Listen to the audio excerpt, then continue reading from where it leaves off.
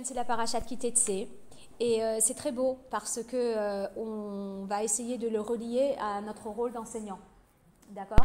Alors, la paracha, elle parle d'énormément de mitzvot et une des mitzvot, c'est le shatnez.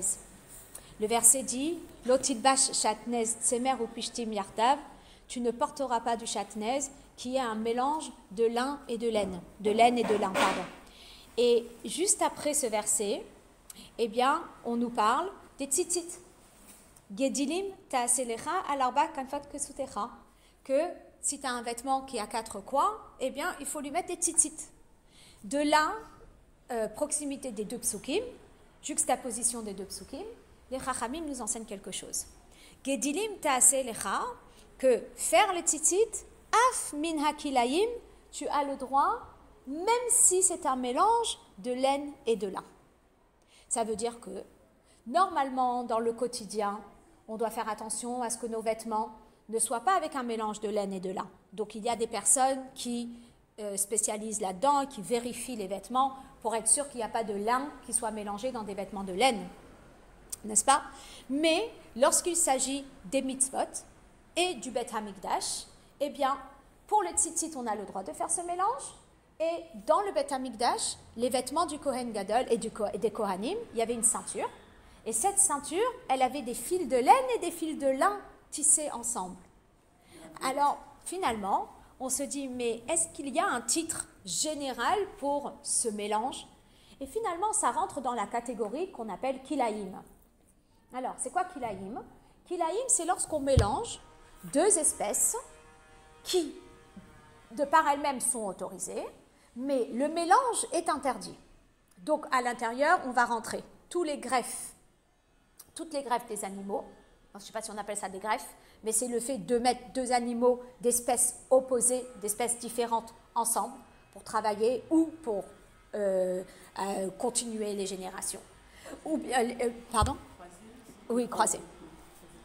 Et la même chose pour les graines carca. On ne peut pas prendre, par exemple, le noyau d'une pêche avec le noyau d'un abricot et les planter ensemble pour qu'il y ait un fruit. Ça, c'est que en Israël? Alors, c'est tout. C'est de chaque juif. Le juif, il n'a pas le droit de faire de greffe ni de vigne et ni de quoi que ce soit dans la plantation. Et la même chose pour les animaux. Shor, vachamor, ensemble, c'est interdit. Donc, finalement, on voit que dans la famille des kilaïm, il y a 3 catégories. Il y a mettre 2 espèces différentes animaux, 2 espèces différentes végétales et le lin et la laine. Donc, ils vont avoir des noms un peu différents, mais ça rentre dans cette grande famille qu'on appelle kilaïm. D'accord? Si on pousse un petit peu, eh bien, on a autre chose dans la Torah qui nous rappelle ce mélange, et c'est quoi? C'est Issur Basar Bechalav. C'est le lait et la viande. Le lait et la viande, on ne peut pas les mélanger. Et il y a des points dans le mélange du lait et de la viande qui ressemblent à cette notion de kilaïm. Alors, finalement, quand on fait le bilan de cette grande catégorie qui s'appelle kilaïm, on va la diviser en 3. Il y a une partie qu'on a le droit de 8 mélanger dans le Beth Hamikdash et dans les mitzvot, et ça c'est le shatnez. Le shatnez est interdit dans le quotidien, mais autorisé pour une mitzvah tzitzit ou pour le Beth Hamikdash, la ceinture des Kohanim. Ensuite, il y a les kilaïm qui sont formellement interdits dans toutes circonstances, que ce soit kadosh ou pas kadosh, et c'est quoi? C'est tout ce qui est animaux ou végétaux. C'est jamais autorisé. Et après, lorsqu'on parle du lait et de la viande, les chachamim, eh bien, ils ont posé une hypothèse que ça aurait pu être autorisé dans le Beth Hamikdash. Qu'il y a cette hypothèse que peut-être dans le Beth Hamikdash, on aurait pu avoir cette autorisation de verser du lait avec un animal qui est offert en sacrifice. Mais que halachiquement, même si cette hypothèse, elle a sur quoi tenir, halachiquement, eh bien, c'est interdit. Et donc, on essaye de comprendre pourquoi est-ce que, pour le Beth Hamikdash et pour les mitzvot, le chatnez est oui autorisé, alors que concrètement, tous les autres mélanges sont interdits dans toutes circonstances. Pourquoi? Alors, le Rabbi, il explique que, en fin de compte, vous savez, quand les nations y remettent en question des mitzvot, c'est qu'on ne comprend pas. Mais il y a certaines choses qu'ils n'ont pas remis en question. Et par exemple, c'était tout ce qui était les greffes végétales et les animaux en croisée. Pourquoi? Parce qu'il y a une logique derrière. Et c'est quoi la logique derrière, telle que nous explique le Ramban? C'est qu'Akadosh Baruch Hu, il a créé le monde avec des espèces bien précises. Il a créé le lion et la lionne, il a créé la girafe, il a créé la vache, le taureau, il a créé les animaux, leurs catégories et leurs espèces. D'accord? Si maintenant, monsieur X, il décide de, entre guillemets, fabriquer un nouvel animal, donc une nouvelle espèce, ça veut dire que finalement, il est en train de mébalbel ou méharbev la création du monde. Il est en train de faire un mélange dans la création du monde. Ça veut dire que tu es en train de perturber la création. Dieu, il a créé les chiens, les chats, les vaches, les taureaux, etc. Et toi, tu arrives et tu bouleverses la création du monde en voulant créer une espèce qui n'était pas au programme. Ça, c'est formellement interdit. La même chose pour les fruits et les légumes. Normalement, il y a tel fruit, tel légume, et il n'y a pas d'autre. Donc, si une personne arrive et décide de faire une expérience et prend un noyau d'avocat et le mélange avec un noyau de pêche, et il se dit, tiens, je vais faire pousser un arbre et je vais voir quel fruit va pousser de là, c'est pas au programme. Hakadosh Baruch Hu, il n'a pas mis. Et donc, c'est pour ça que tout ce qui va bouleverser la création du monde, eh bien, Hachem, il dit, c'est formellement interdit, que ce soit dans la Kedusha ou que ce soit dans le quotidien, parce que ça bouleverse l'essence de la chose. Ça bouleverse la chose aujourd'hui, mais aussi pour les générations futures et pour le temps futur. D'accord? Alors, on arrive. Chatnez, je bouleverse que l'immédiat, mais pas du tout le futur. Ça veut dire que, pas parce que je me suis amusée à faire une écharpe avec des fils de lin et des fils de laine, que toute l'espèce laine et toute l'espèce lin va subir un changement pour le futur. Donc, et même en plus que ça, quand j'arrive chez le monsieur du Chatnez et il me dit « Oh là là, les boutons de votre costume en laine, ils ont été cousus avec des fils de lin parce que le lin, c'est plus fort. » Alors, je lui dis « Bon, alors on peut faire quoi ?» Il va me dire « J'enlève les fils de lin, je vous les remplace avec des fils de coton. » Voilà. Il savait vérifier le Chatnez. Ah, il savait vérifier le Chatnez. Ah ben voilà. Rav Matusov, il venait que chez lui pour se faire ses vêtements. Ben voilà, Chatnez. Il parlait toujours des fils de lin avec les boutons. Il disait, moi, exact. Voilà.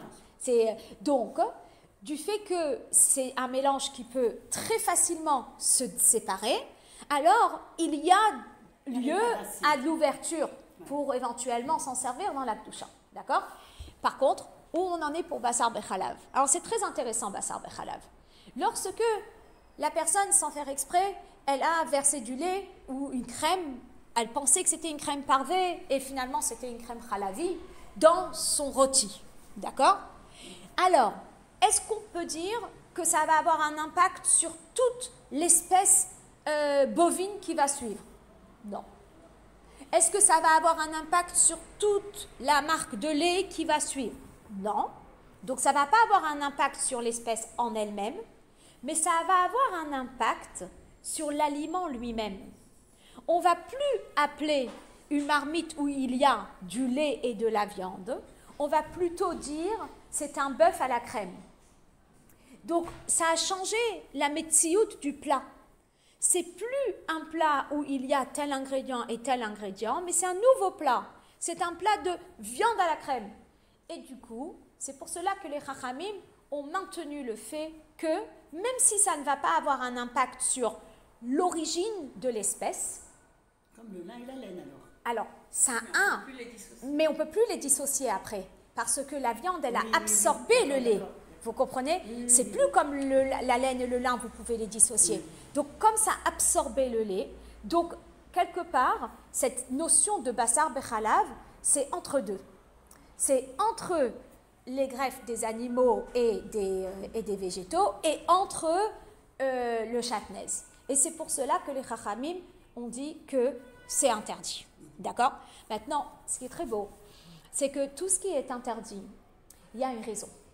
Alors, normalement, toutes ces notions-là d'interdit, on dit c'est un roc, il n'y a pas de raison. Mais là, quand c'est interdit, il y a toujours une explication qu'on peut donner. Et qu'est-ce qu'on peut donner comme explication? C'est que toutes ces choses qu'on ne peut pas mélanger, c'est parce que ça va faire des interférences dans le ciel.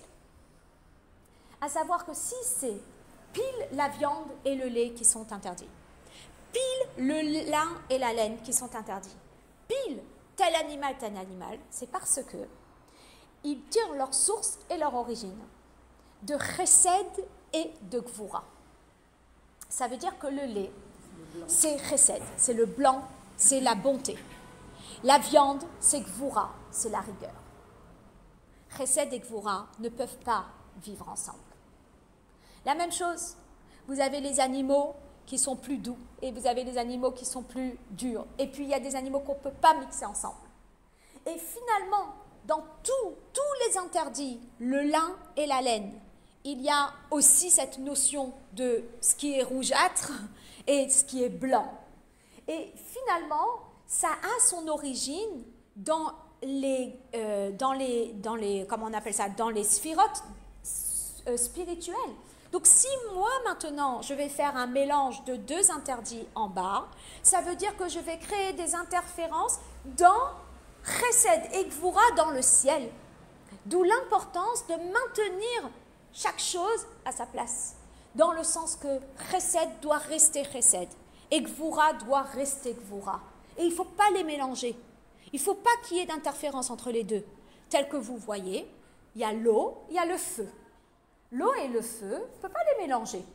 Parce que si je mets le feu sur l'eau, l'eau va être évaporée. Si je mets l'eau sur le feu, ben le feu il va s'éteindre.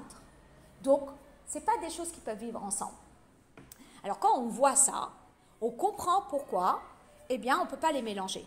Mais on reste avec la question pourquoi le chatnez est lui autorisé dans certaines occasions. Et on pose une deuxième question, qui va être entièrement inspiré avec le Tanya de cette semaine. Extraordinaire, le Tanya de cette semaine.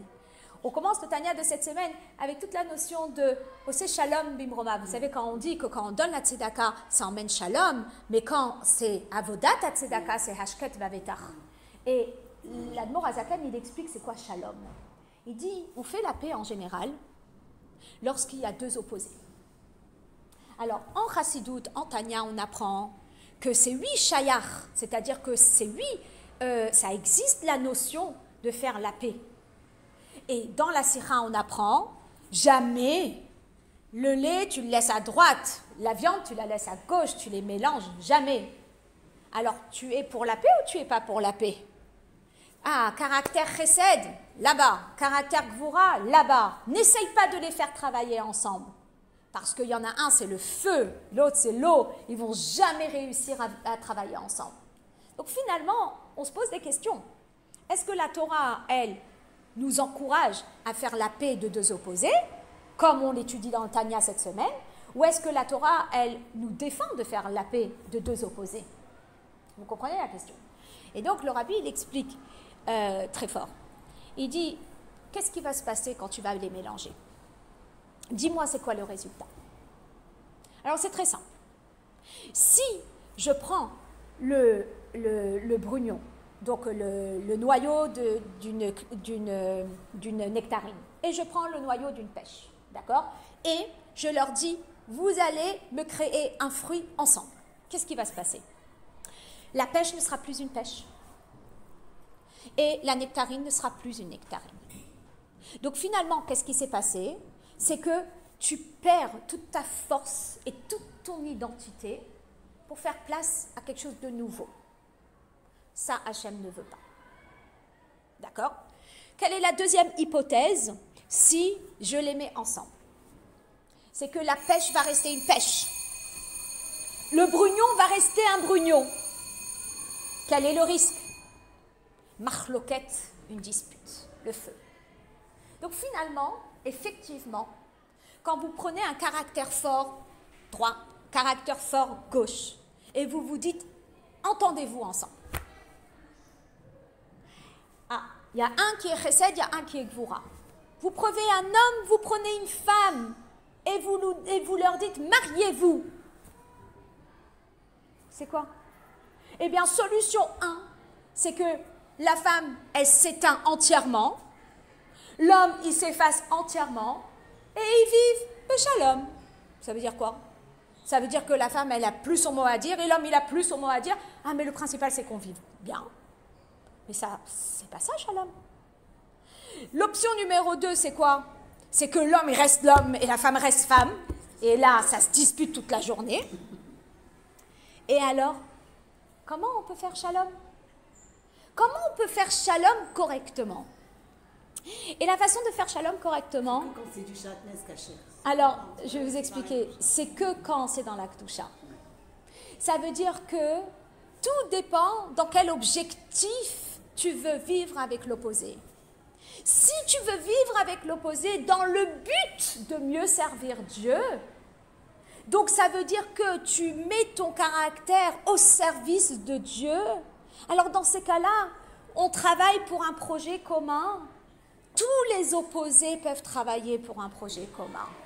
Pourquoi? Parce que ce projet commun, c'est Hakadosh Baruch Hu. Ce projet commun, c'est les Shem Shamayim. Ce projet commun, c'est pour l'Avodat Hashem, c'est pour le service de Dieu. Et c'est pour cela que les mélanges qui allaient réellement perturber la création du monde, ceux-là, ils ne peuvent pas être autorisés. Parce que ce n'est pas ça le but. Hachem, il n'a pas demandé à ce que Maïm disparaisse et à ce que Esh disparaisse, que le feu disparaisse, que l'eau disparaisse. Mais par contre, Hachem, il veut que chacun reste sur ses positions dans le but de pouvoir accomplir une mission commune. Alors dans ces cas-là, lorsque Dieu il a voulu envoyer la grêle sur les Égyptiens, le feu s'est plié. Il est resté le feu. L'eau s'est pliée. Elle est devenue des grêlons. Et il y a eu ce mélange de grêle avec feu parce que c'était pour un projet commun qui était la volonté de Dieu.